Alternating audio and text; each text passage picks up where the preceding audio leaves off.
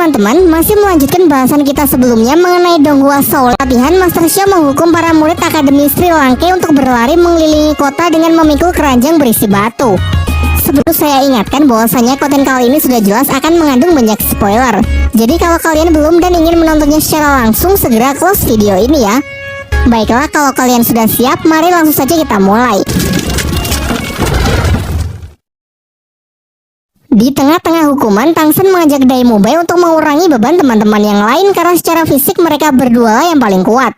Mengingat mereka kini adalah satu tim yang harus menguatkan satu sama lain. Lumayan cukup jauh berjalan, mereka bertemu dengan 3 murid Akademi Changhui yang dulu pernah berselisih dengan mereka. Di sini para murid Akademi Changhui tersebut ingin balas dendam atas perbuatan mereka dulu. Dihajarlah Mang Hojun yang sudah tak berdaya karena sudah sangat kelelahan. Menyaksikan hal itu, Tang Sen pun langsung bertindak dan dengan mudah bisa menghajar mereka semua.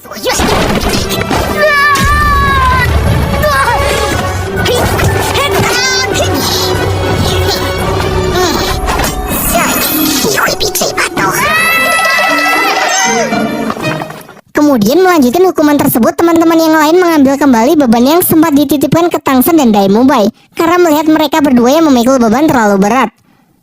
Singkat cerita, setelah berupaya keras melewati masa-masa sulit, mereka semua pun telah menyelesaikan hukuman dan tiba di gerbang Akademi Sri Langke.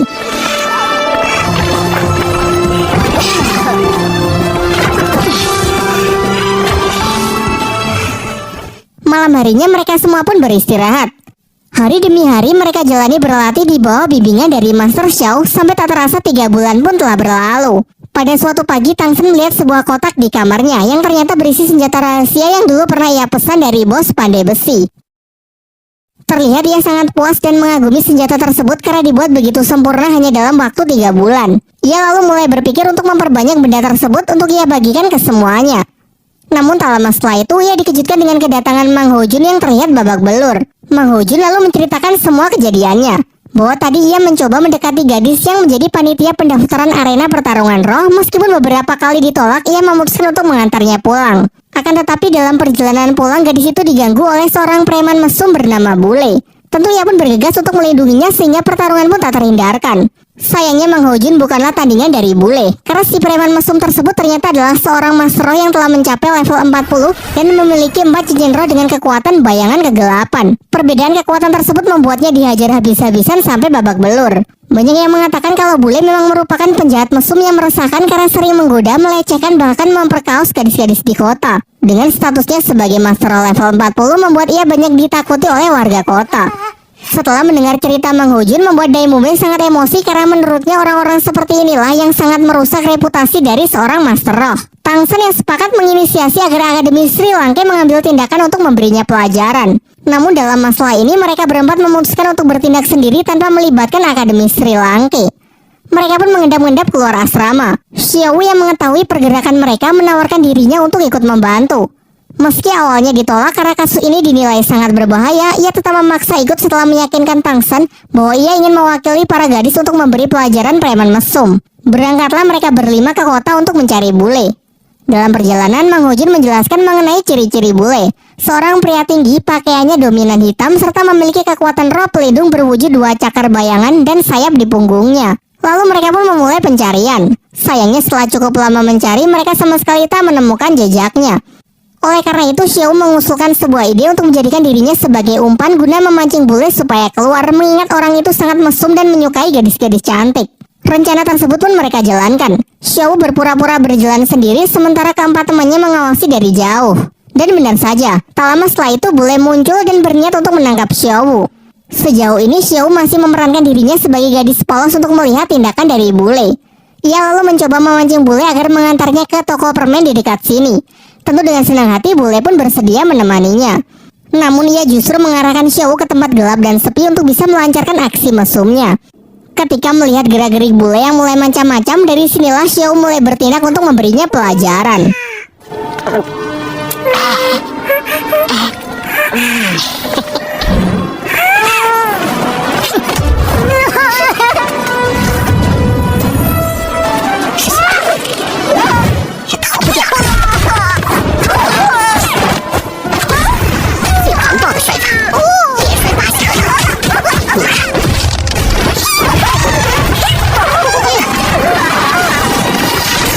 Xiao menghajarnya hingga babak belur. Mereka berniat untuk langsung pulang. Namun Tang Shen merasa kalau hukuman seperti ini masih belum cukup untuk membuat orang ini jera, sehingga ia ingin memberinya hukuman yang tak pernah akan bisa ia lupakan seumur hidupnya. Sementara itu, diperlihatkan Kepala Akademi Flander bersama Master Xiao tengah membicarakan masalah keuangan akademi yang semakin menipis. Hal ini karena metode pengajaran dari Master Xiao selama 3 bulan terakhir ini sangat intens serta terlalu boros dalam memberikan fasilitas kepada para murid sehingga membuat anggaran biaya benar-benar membengkak. Namun Master Xiao mengatakan agar Flander tak merisaukan hal tersebut karena ia memiliki rencana tersendiri untuk memperbaiki keuangan akademi sekaligus sambil melatih para murid ke tingkat berikutnya. Keesokan paginya saat bule membuka mata, ia mendapati dirinya sedang terikat di atas sebuah tiang dan menjadi tontonan banyak orang. Terlebih lagi posisinya berada di dekat pusat pemerintahan kota sehingga di sana juga banyak prajurit istana yang berseliweran. Tak lama setelah itu, dua temannya yang bernama Ekao dan Tiania datang mencarinya dan bergegas menolongnya saat tahu temannya tersebut sedang terikat dan menjadi bahan tontonan warga kota. Setelah berhasil terlepas, bule membaca tulisan yang ditempelkan Tang Shen di tubuhnya yang di situ tertulis semua pengakuan kejahatan yang selama ini ia lakukan dan berjanji untuk tidak mengulanginya lagi. Bukannya menyadari kesalahannya, hal ini justru membuatnya semakin emosi dan bertekad bahwa ia pasti akan membalas dendam. Di sisi lain, semua murid Akademi Sri Lanka berkumpul untuk menerima latihan tahap kedua di bawah bimbingan dari Master Xiao.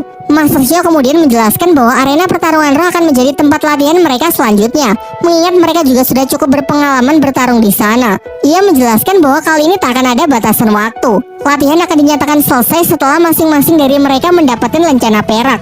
Tidak hanya mengikuti pertarungan 1 lawan 1, melainkan mereka juga harus berpartisipasi dalam pertarungan tim sebagai tim Akademi Sri Lanka. Sebelum berangkat, Master Xiao menyampaikan beberapa aturan yang harus mereka patuhi saat mengikuti pertarungan. Yang pertama, mereka harus menggunakan nama samaran dan tidak diperbolehkan untuk memperlihatkan wajah asli kepada musuh, sehingga mereka harus mengenakan topeng pada setiap pertarungan. Sementara peraturan kedua, dalam pertarungan mereka dilarang menggunakan senjata rahasia.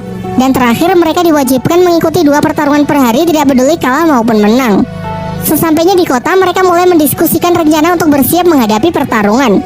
Master Xiao menyarankan agar para tipe support membentuk tim 2 orang agar memudahkan mereka memperoleh lencana perak. Oishike memilih berpasangan dengan Dai Mubai, sementara Ning Rongrong sebenarnya ingin dipasangkan dengan Mang Hojun, namun ia lebih memilih berpasangan dengan Su Ying. Setelah itu, Master Xiao mendistribusikan topeng untuk para murid agar mereka kenakan untuk menyembunyikan identitas mereka di atas arena. Dalam pertarungan tim, mereka akan menggunakan nama 7 monster Sri Lanka. Namun dalam pertarungan 1 lawan 1 dan 2 lawan 2, masing-masing dari mereka akan ia beri nama samaran. Dai Mubai menggunakan nama samaran Harimau Putih, Oishike sebagai Paman Sosis, Mang Hojun sebagai Phoenix Api, Tang Shen sebagai Dewa Asura, Xiao sebagai Kelinci Iblis, Su Ying sebagai Musang Neraka, dan Ning Rongrong sebagai Dewi Pagoda.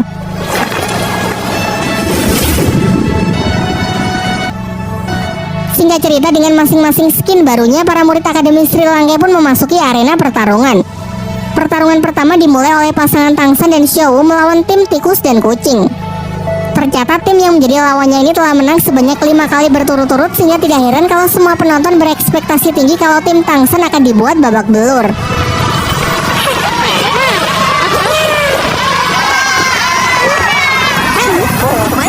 Mengandalkan lemparan dari rekannya, kucing menyerang dengan kecepatan tinggi. Tang Shen dengan mudah menghindarinya, sementara Xiao bertugas menyerang musuh yang lain. Giliran Tang Shen menggunakan tali akarnya, ia bisa mengikat master roh kucing untuk mengatasi kecepatannya. Akan tetapi rekan tikusnya bergegas datang dan langsung memotong tali tersebut. Merasa tidak punya pilihan lagi, tim kucing dan tikus menggunakan jurus andalan mereka, yakni jurus kombinasi tornado darah. Dengan memanfaatkan putaran berkecepatan super dari si tikus, terbentuklah pusaran angin yang dipertajam dengan cakar kucing dari rekannya. Sebuah teknik yang bisa digunakan menyerang sekaligus bertahan di waktu yang bersamaan. Menanggapi serangan itu, Tang Shen pun menggunakan skill keduanya, yaitu tali akar parasit, sebuah teknik di mana ia mampu menumbuhkan tali akarnya di permukaan kulit target, kemudian melilitnya dengan kuat.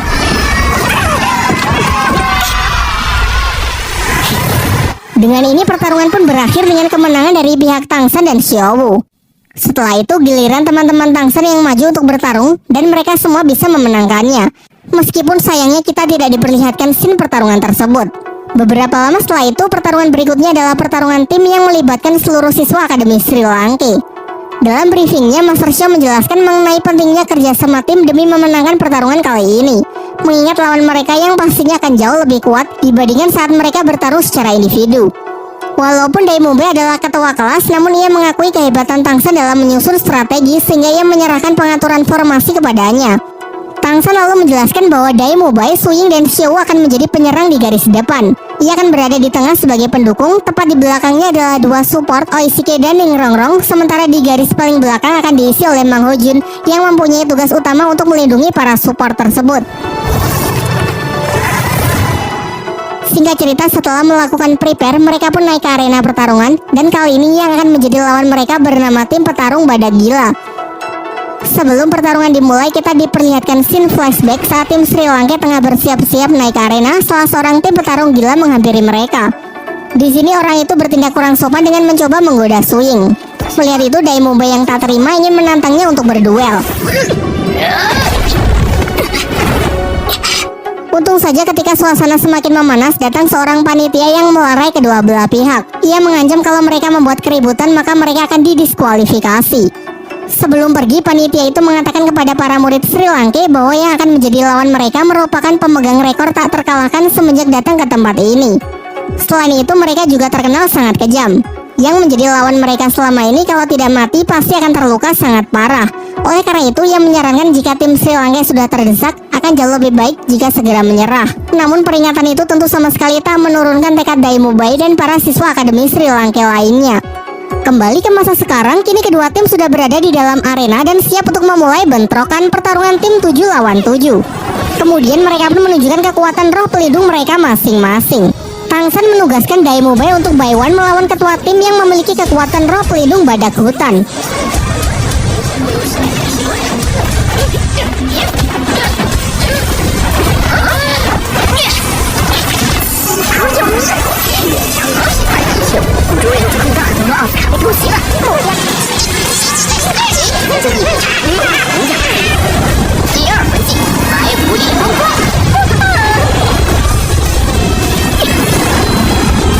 Dengan skill ketiganya, jaring laba-laba Tangsan berhasil menjerat ketua tim petarung gila. Dan sejauh ini pihak Tangsan lah yang sangat mendominasi pertarungan tersebut. Akan tetapi pada langkah berikutnya, Tangsan salah perhitungan. Ia mengabaikan peringatan dari Master Xiao untuk menghabisi tipe support dari pihak lawan yang memiliki kekuatan roh pelindung cakram harapan.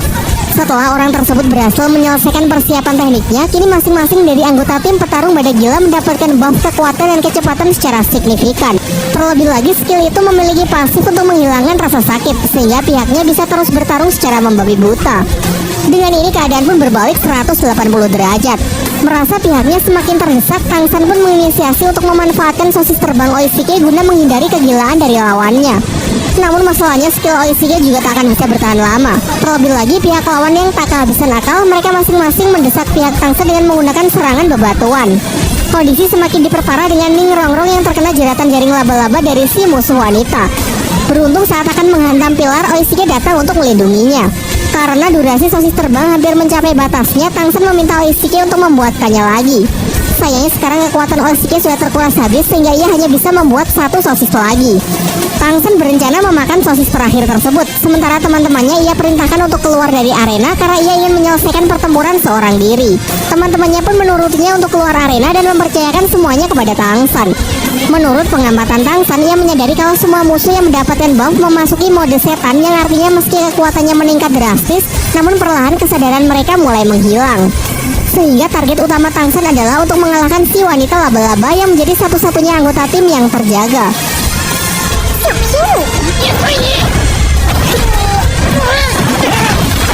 Lawannya yang sudah sangat percaya diri akhirnya melakukan kesalahan dengan menjerat Tangsan menggunakan jaring laba-labanya. Tanpa terduga-duga, Tangsan justru menyerap kekuatan tersebut dan menarik lawannya ke arahnya. Diikuti dengan kekuatan rumput biru peraknya yang menangkap satu persatu musuhnya lalu melemparkannya keluar arena. Sehingga dengan ini tim Akademi Sri Lanka yang dinyatakan sebagai pemenangnya.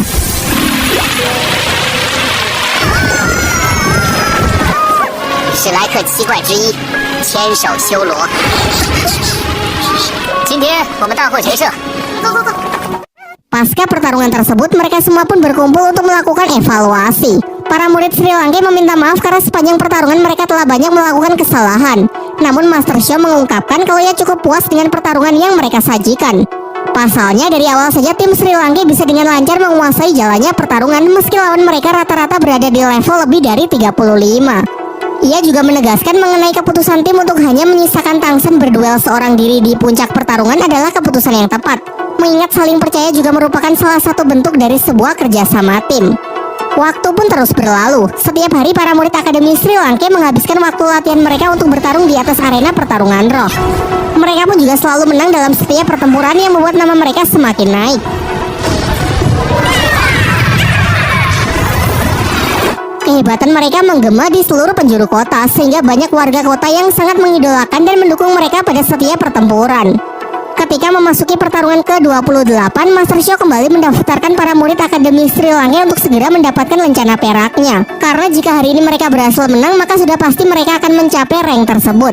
Namun saat panitia pendaftaran tahu kalau yang Master Xiao daftarkan adalah 7 monster Akademi Sri Lanka, yang menjadi sangat excited dan bergegas mengantarnya untuk menemui penyelenggara arena pertarungan roh. Dimulailah pembicaraan mereka. Si penyelenggara mengungkapkan kekagumannya terhadap murid-murid Sri Lanka yang mengukir sejarah baru di tempatnya sebagai tim yang paling lama mendapatkan win streak atau kemenangan beruntun, padahal sebagian anggota tim bahkan belum mencapai level 30. Oleh karena itu, ia menawarkan sebuah kesepakatan dengan Master Xiao untuk mengikut sertakan para muridnya tersebut mengikuti turnamen di arena pertarungan pusat. Jika Master Xiao sepakat, maka hari ini juga orang tersebut akan memberikan lencana perak untuk tim Sri Lanka. Kemudian si penyelenggara menceritakan masalah sebenarnya yang tengah ia hadapi. Dalam aturannya, setiap arena cabang harus mendelegasikan tim terbaik mereka untuk mengikuti turnamen di arena pusat. Dan sebelumnya yang ia delegasikan adalah tim petarung badak gila.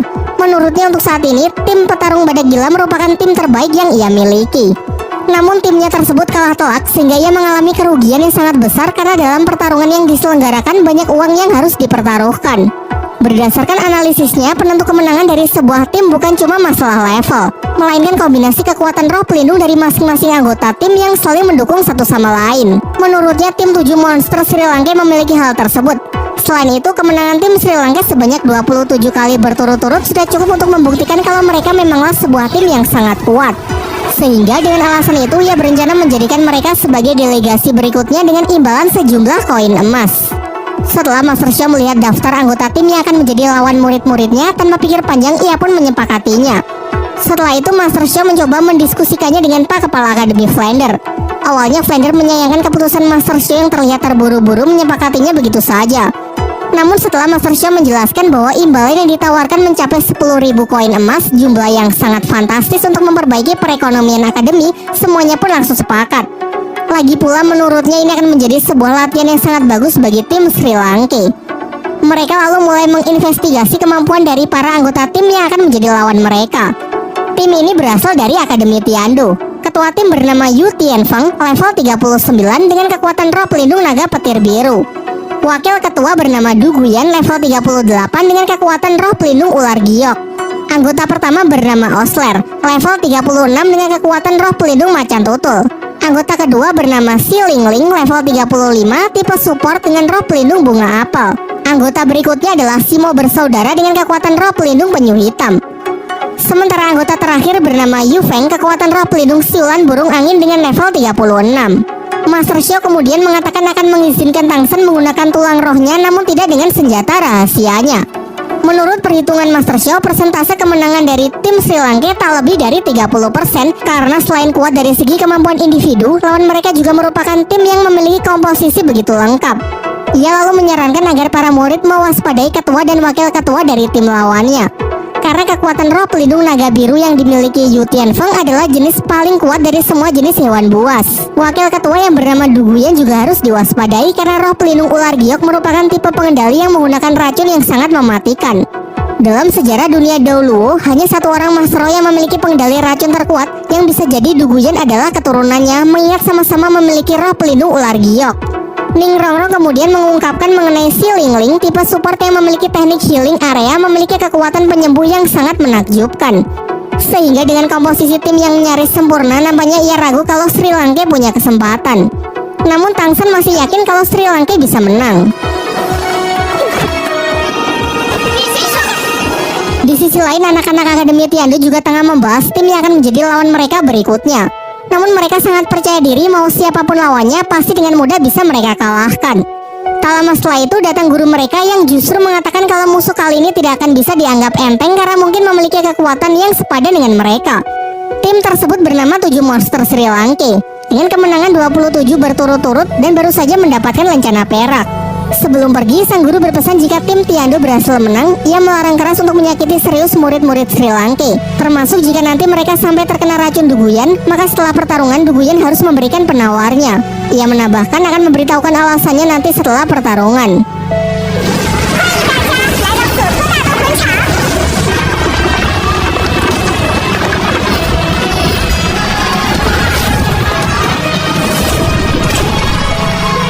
Singkat cerita, kedua tim berjalan memasuki arena yang begitu megah dengan kapasitas 20.000 penonton. Tidak heran mengingat pagelaran ini merupakan yang terbesar di kota.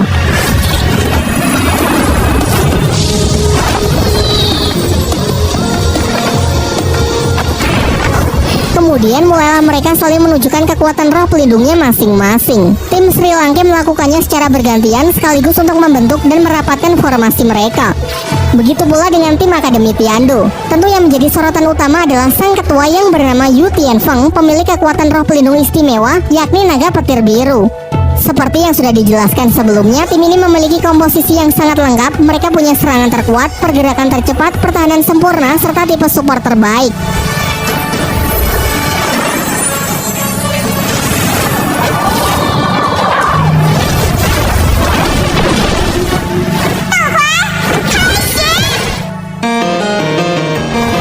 Mobile memulai serangan pertamanya. Berlian menghancurkan pertahanan lawan terlebih dahulu. Sayangnya ia tak cukup kuat untuk bisa menembusnya. Kemudian Tianfeng langsung memanfaatkan kesempatan ini untuk menjatuhkan Dai Mobile menggunakan skill pertamanya, yaitu serangan cakar petir. Kilatan dari tekniknya tersebut bahkan dapat menyilaukan seluruh arena. Beruntung Tangsen bertindak cepat untuk menarik jauh Dai Mobile sehingga ia terhindar dari serangan fatal tersebut. Giliran divisi penyerang dari tim Sri Lanka yang maju untuk melancarkan serangan guna mengobrak-abrik formasi lawan. Sementara Tangsen sejauh ini masih mengambil peran sebagai pendukung dari jarak jauh. Bahkan teknik yang Tangsen gunakan cukup untuk membuat Tianfeng terpukau karena Tangsen bisa dengan mudah mengendalikan rumput biru perak seolah-olah sudah menjadi tangan dan kakinya. Terlebih lagi ia sanggup menggunakannya untuk mengendalikan beberapa anggota tim dalam waktu yang bersamaan. Kali ini Yu Tianfeng yang telah salah perhitungan. Dengan tindakannya yang terlalu gegabah menyerang Tangsen justru membuatnya masuk ke dalam perangkap tim Sri Lanka. Sekilas kita juga diperlihatkan flashback saat Tangsen memimpin diskusi pembahasan rencana pertarungan bersama timnya. Ia berpikir kalau nyawa dari tim musuh berada di ketuanya. Karena kekuatannya yang sangat spesial tentu membuat Tianfeng akan sangat percaya diri, sehingga hal ini bisa dimanfaatkan Tangsen untuk memberinya perangkap. Di luar arena, Master Xiao juga sangat mengagumi keahlian Tangsen dalam menyusun strategi, menjadikan Dai Mumbai sebagai umpan, kemudian menggunakan rumput biru peraknya untuk menyelamatkannya. Namun tujuan sebenarnya adalah untuk menarik perhatian Tianfeng agar menyerang Tangsen dan memasukkannya dalam jebakan. Dengan ini sedari awal pihak Sri Lanka yang menguasai jalannya pertarungan. Di dalam jebakan tersebut, tim Sri Lanka terus menggempurnya dengan serangan Phoenix dari Mang Hojun. Sedangkan Tangsen berusaha mencari kesempatan untuk mengikatnya. Sementara anggota tim Tiando yang lain hanya bisa membantu doa karena terhalang dinding api yang dibuat oleh Mang Hojun. Ketika Tianfeng mencoba mengerahkan seluruh tenaganya untuk melepaskan diri, di sisi lain Dai Mumbai sudah bersiap dengan serangan gelombang harimau penghancurnya.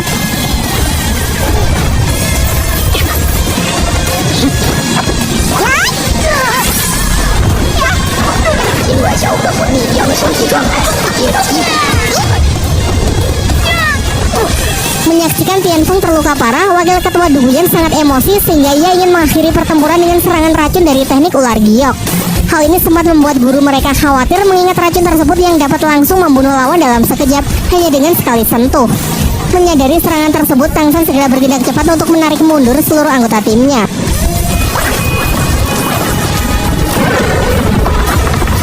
Terlihat ia masih cukup tenang untuk membaca situasi.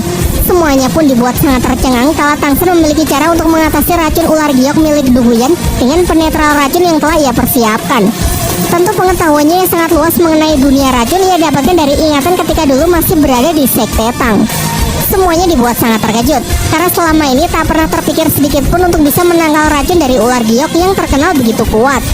Dari belakang tim Tiando masih tersisa Ling Ling, ialah tipe support dengan teknik lautan 9 hati yang dapat melakukan healing area untuk menyembuhkan para anggota timnya. Jika teknik ini berjalan lancar, maka tim Tiando sangat mungkin untuk bisa membalikan keadaan. Kini pertarungan antar kedua tim yang sesungguhnya baru saja dimulai. Terjadilah bentrokan antar ketua tim. Meski luka Tianfeng telah disembuhkan, namun energi rohnya masih belum sepenuhnya pulih. Sementara Su Ying masih beradu kecepatan dengan salah seorang anggota tim lawan yang bernama Osler, pemilik kekuatan roh pelindung macan tutul. Sama halnya dengan Mang Ho Jun yang tengah Baiwan melawan anggota tim yang setipe. Namun tim Sri Lanka kurang diuntungkan karena terdapat perbedaan level dan jumlah cincin. Di sisi lain, Xiao dan Tang San tengah menghadapi Simo bersaudara, pemilik pertahanan cangkang kura-kura. Walaupun mereka ini spesialis pertahanan, mereka juga bisa memanfaatkan kekuatan cangkangnya untuk menyerang meski di waktu yang bersamaan membuat pertahanannya menjadi menurun. Hal itu kemudian dimanfaatkan Xiao untuk melancarkan serangan. Namun sayangnya kali ini Tang San salah perhitungan. Cangkang-cangkang itu dapat dikendalikan dari jarak jauh untuk memotong tali akar Tang San agar pengguna rumput biru perak tersebut tak bisa lagi menarik Xiao. Kini Xiao pun masuk ke dalam perangkap. Teleportasinya pun juga tak akan berguna karena memiliki batasan jarak yang pendek. Akibatnya ia terluka sangat parah karena menerima serangan telak dari Simo bersaudara. Mang Ho Jun yang sangat emosi mengerahkan seluruh tenaganya untuk melepaskan auman Phoenix.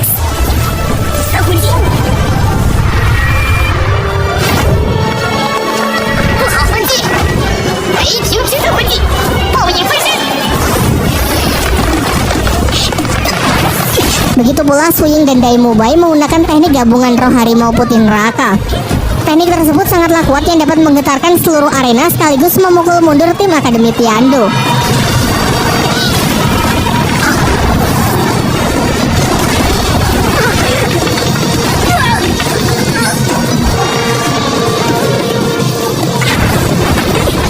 Setelah kehebohan itu diperlihatkan Simo bersaudara yang akan segera menerima amukan dari sang pangeran rumput biru perak. Tang San pun tak akan menahan dirinya lagi. Dengan penuh emosi ia mengeluarkan tulang roh laba-labanya untuk pertama kalinya di atas arena. Di waktu yang bersamaan Tang San menggunakan skill ketiga jaring laba-laba untuk menjatuhkan lawan pengguna teknik roh angin. Selanjutnya ia memancing Simo bersaudara untuk melancarkan serangan terkuatnya, yang kemudian justru ia arahkan agar serangan tersebut mengenai sang ketua tim. Setelah itu ia segera bergerak cepat untuk menjatuhkan Simo bersaudara dan tanpa jeda ia langsung berlari ke arah Duguyan. Diperlihatkan racun Duguyan juga sama sekali tak mempan karena basically teknik laba-laba Tang San juga merupakan teknik yang beracun. Dengan tatapan yang sangat dingin, Tang San menangkap Duguyan dan seolah-olah memiliki hasrat yang kuat untuk membunuhnya. Melihat hal itu, Tianfeng menyuruh Tang San untuk melepaskannya, kemudian menyatakan kalau timnya sudah menyerah. Emosi Tang San perlahan mulai surut setelah mengingat ucapan dari Master Xiao. Ia lalu bergegas menyerap kembali racunnya sebelum menuju jantung target dan membunuhnya. Terakhir ia meminta Ling Ling, anggota tim lawan yang memiliki teknik healing, agar juga menyembuhkan Xiao yang tengah terluka.